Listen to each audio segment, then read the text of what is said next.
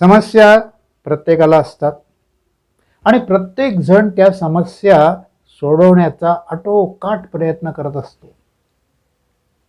याचं कारण आहे, त्या समस्या सुटण्यावरती त्या व्यक्तीचं यश किंवा अपयश अवलंबून असतं. कधीकधी या समस्या अस्तित्वाचा प्रश्नच बनून जातात, तर कधीकधी या समस्या जीवन मरणाचा सुद्धा प्रश्न बनतो. मी माधव दिंडोरकर, मोटिवेशनल स्पीकर आणि काउन्सिलर. गेल्या 10-12 वर्षामध्ये असंख्य लोकांच्या असंख्य समस्या सोडवण्याची संधी मला मिळाली आणि या समस्या सोडवत असताना माझ्याकडे जो अनुभव आला तो मी या चॅनलच्या माध्यमातून तुमच्याशी शेअर करणार आहे. आता मला सांगा की माझ्याकडे लोक त्यांच्या समस्या घेऊन कशाला येतात? याचं कारण असं आहे की त्यांच्या समस्या सोडवण्यामध्ये काहीतरी समस्या निर्माण झालेली असते. आणि कधीकधी काय होतं, चूक माणसाची नसते, चूक त्या व्यक्तीची नसते, पण ती व्यक्तीच अशा विचित्र प्रसंगामध्ये सापडते, त्याच्याभोवती अशी विचित्र परिस्थिती निर्माण होते की त्यातून बाहेर पडणं आवश्यक असतं.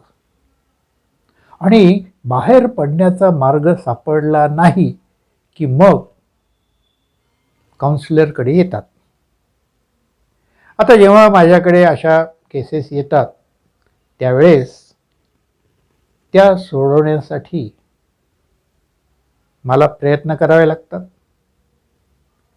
पण मी काही परमेश्वर नाही आहे, अहो मी जादूगारसुद्धा नाही आहे की काहीतरी एखादा मंत्र म्हटला आणि सब समस्या गायब, असं तर होणार नाही आहे. मग मला काय करावं लागतं? कारण एकदा काउन्सिलिंगची केस हातामध्ये घेतली की ती सोडवण्याची नैतिक जबाबदारी माझ्याकडे असते. मग मी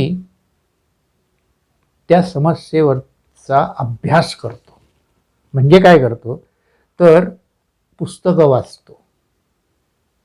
गेल्या 10-12 वर्षामध्ये मी असंख्य पुस्तकं वाचलेली आहेत, वेगवेगळ्या विषयावरची पुस्तकं वाचली आहेत. त्याच्यामध्ये मेंदूवरची पुस्तकं आहेत, त्याच्यामध्ये मेंदू विज्ञान, मेंदू जैवविज्ञान किंवा न्यूरो बायोलॉजी किंवा सायकोलॉजी, क्लिनिकल सायकोलॉजी, अशा असंख्य प्रकारची पुस्तकं मी वाचली. आणि जसजसं मी वाचत गेलो तसतशी मला त्या समस्यांवरची सोल्युशन मिळत गेली. जेव्हा एखादी व्यक्ती माझ्याकडे येते त्यावेळेस माझ्या लक्षात येतं, अरे आपण ते त्या ठिकाणी असं वाचलं होतं आणि तो सोल्युशन जे आहे तो परफेक्ट होता. बस केस सॉल्व होते. आता जेव्हा मी काउन्सिलिंग करतो तेव्हा एक गोष्ट मात्र लक्षात ठेवा की मी ती समस्या त्या व्यक्तीची आहे असं समजतच नाही. ती समस्या माझी स्वतःची समस्या आहे आणि मला त्या समस्येमधून बाहेर पडायचं आहे, हा विचार करून मी काउन्सिलिंग करतो. आता या गेल्या 10-12 वर्षामध्ये माझ्याकडे काउन्सिलिंगचे असंख्य अनुभव तयार झालेले आहेत. काय करायचं त्या अनुभवाचं? मग मी असा विचार केला की हे जे चॅनल मी सुरू केलेलं आहे, या चॅनलच्या माध्यमातून मी मला आलेले अनुभव कथा स्वरूपात, निवडक कथा तुमच्यापर्यंत पोचवायच्या. आता ज्यावेळेस मी या कथा तुमच्यापर्यंत या चॅनलच्या माध्यमातून पोहोचवेल त्यावेळेस काय होईल? दोन गोष्टी होतील. एक, तुमचं मनोरंजन होईल. याचं कारण आहे की त्या ज्या कथा आहेत त्या खूप मनोरंजक आहेत. म्हणजे आपण म्हणतो ना, युद्धस्य कथा रम्य हा, म्हणजे ती घटना क्लेशदायक होती, पण ज्यावेळेस ती सुटते, त्याच्यातून व्यक्ती बाहेर येते, त्यावेळेस ती एक युद्धाची कथा होते. आणि अशा युद्धाच्या कथा आपल्याला मार्गदर्शक ठरतात. तर दुसरा फायदा तुमचा असा होणार आहे की या कथा तुम्ही बघितल्यानंतर तुम्हाला त्याच्यातून बरंच काही शिकता येईल. याचं कारण असं आहे की आपल्याला प्रत्येक अनुभव स्वतःला घेता येतो का हो? नाही. दुसऱ्याला आलेल्या अनुभवामधून आपण जर शिकलो तर त्याला काय म्हणतात? त्याला म्हणतात स्मार्ट वर्क. आणि आपल्याला स्मार्ट वर्क करायचं आहे.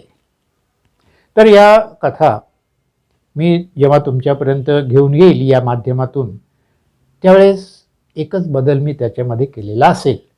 तो बदल असा आहे की त्या कथेमधल्या पात्रांची म्हणजे कॅरेक्टरची नावं बदललेली असतील. ती कथा कुठे घडली, म्हणजे लोकेशन, शहराचं नाव, गावाचं नाव, ठिकाण हे सुद्धा बदललेलं असेल.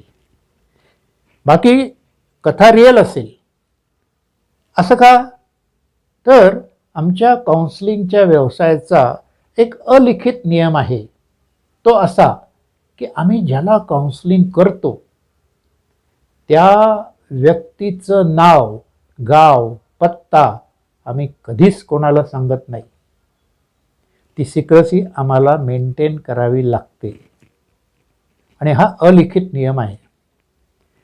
आम्ही काउन्सिलिंग करताना ज्या रूममध्ये बसलेलो असतो त्या रूमच्या भिंती, त्यांना फक्त हे माहिती असतं आमचं काय बोलणं झालं. अहो, घरीसुद्धा मी या विषयावरती चर्चासुद्धा करत नाही, कारण secrecy is the first priority. त्या व्यक्तीच्या खाजगी आयुष्यामधली सिक्रेसी मेंटेन करण्याची जबाबदारी एक काउन्सलरची असते. तर पण त्याने काही फरक पडत नाही. कथेमधल्या व्यक्तीचं नाव काही असो, पण कथा तर रिअल आहे ना. तर या पद्धतीने तुम्हाला दोन फायदे होणार आहेत. पहिले फायदा म्हणजे तुमचं मनोरंजन होईल. दुसरं म्हणजे तुम्हाला ह्याच्यातून काही शिकता येईल. आता समजा मी तुम्हाला एका माझ्या काउन्सिलिंगच्या अनुभवाची कथा सांगितली. तो अनुभव आता कोणाचा झाला? तो तुमचा झाला. आता त्या अनुभवामधून तुम्ही तुमच्या समस्या सोडवू शकतात. कदाचित तुम्हाला तुमच्या प्रश्नांची उत्तरं मिळतील आणि मग त्याचा तुम्हाला फायदा होईल. दुसरी गोष्ट अशी की या चॅनलच्या माध्यमातून मी पॅरेंट्स, विद्यार्थी, कॉलेज तरुण, तरुणी, रिटायर्ड पर्सन ह्यांना भेडसावणाऱ्या काही कथा, व्यथा, म्हणजे प्रत्येकाची जीवन एक कथा असते आणि त्याच्या व्यथा असतात. तर ह्याच्यावरती मी भाष्य करणार, म्हणजे त्याच्याबद्दलची माहिती तुम्हाला देणार की अशा व्यथा काय असतात आणि त्याच्यामधून आपण कसं बाहेर पडू शकतो, त्याच्यावरती मी मार्गदर्शन करणार. दुसरं असं, मी स्ट्रेस मॅनेजमेंट ह्याच्यावरती सेमिनार घेत असतो, लेक्चर देत असतो. त्यानंतर आरोग्य, मग मानसिक आरोग्य असेल, शारीरिक आरोग्य असेल, मुलांचं करिअर असेल, मुलांचा अभ्यास असेल, अशा विविध विषयांवरती मी काही मोटिवेशनल लेक्चर्स देत असतो. आता ह्या चॅनलच्या माध्यमातून मी काय करणार आहे, थोडक्यात त्याचं क्रीम काढून तुमच्या हातात ठेवणार. म्हणजे काय होईल की तो मोटिवेशनल प्रोग्राम तुम्ही अटेंड केल्यासारखं होईल. तुम्हाला सगळी माहिती त्या लेक्चरची या व्हिडिओ चॅनलमध्ये तुम्हाला मिळणार. असे अनेक फायदे तुम्हाला या चॅनलमधून मिळणार आहेत. आता तुम्हाला काय करायचं आहे, तर ह्या व्हिडिओ चॅनलवरचा प्रत्येक व्हिडिओ बघायचा आहे. एकही व्हिडिओ मिस करायचा नाही. त्यासाठी काय करायचं, त्यासाठी तुम्ही हे चॅनल सबस्क्राईब करा. सबस्क्राईब करा म्हणजे एक फक्त बटन दाबायचे, बाकी काय फार मोठं काम करायचं नाही आहे. पण तुम्हाला सबस्क्राईब केल्यानंतर आणि बेल आयकॉन ऑन ठेवला तर तुम्हाला नोटिफिकेशन येत जाईल. मी जेव्हा नवीन नवीन व्हिडिओज तयार करेल तर त्या व्हिडिओचं इंटिमेशन तुम्हाला तुमच्या मोबाईलवर येत जाईल. म्हणजे तुमचा कुठलाही व्हिडिओ मिस होणार नाही. दुसरी गोष्ट अशी की जर तुम्हाला व्हिडिओ आवडले तर लाईक करा, शेअर करा, फॉरवर्ड करा. याचं कारण असं आहे की मी तुम्हाला मोटिवेट करणार आहे, पण मला मोटिवेट कोण करणार, तर तुम्ही करणार. आणि त्यासाठी काय करायचं आहे, तुम्हाला फक्त व्हिडिओ आवडला लाईक करा, शेअर करा, फॉरवर्ड करा आणि चॅनलला सबस्क्राईब करा. एवढंच तुम्हाला करायचं आहे. दुसरी गोष्ट, विद्यार्थ्यांना, तुमच्या घरात विद्यार्थी असतील तर त्यांना यातले तुम्हाला आवडलेले व्हिडिओ त्यांना बघायला द्या. तर आता ह्या चॅनलच्या माध्यमातून पुढच्या काही व्हिडिओजमध्ये मी तथास्तु इंडक्शन टेक्निकबद्दलची माहिती देणार आहे. व्हिडिओ खूप महत्त्वाचे आहेत, तुम्ही जरूर बघा. तर आता या व्हिडिओमध्ये आपण इथंच थांबूया. भेटूया पुढील व्हिडिओमध्ये.